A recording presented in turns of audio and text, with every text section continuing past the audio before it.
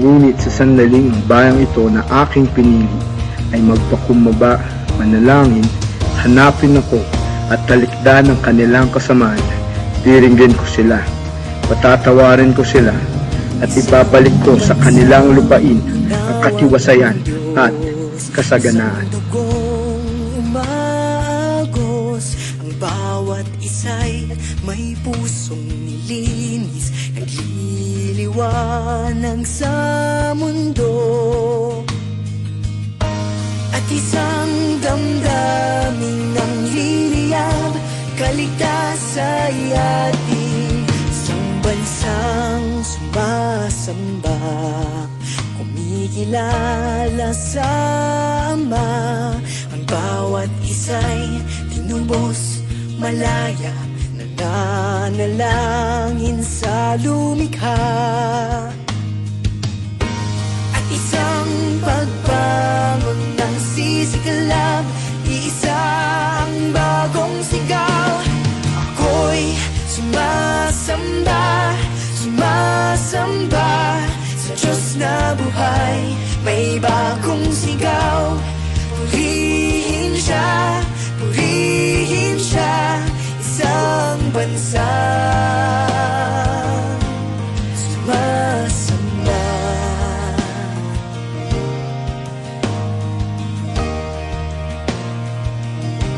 May bagong araw na darating, at ang Diyos ay paghahariin sa bawat dakot, bundok at dagat, sa bawat bayan ay luwalhatiin. Ang susi sa paghilom sa sugat ng bansa ay ang bayang tinawag ni Yahweh. Pakinggan, humuhuni ang bagong sigaw. Ang pagpili at pagboto ng mga mamumuno sa Pilipinas, ang perlas ng silanganan, ay isang hakbang ng pananampalataya. May bagong sigaw, purihin siya. Ngayong Mayo Adyes sa taong ito, magaganap ang sagot sa panalangin mo at panalangin ko. Panahon na upang mga Kristiyano'y tumayo, makialam at manindigan.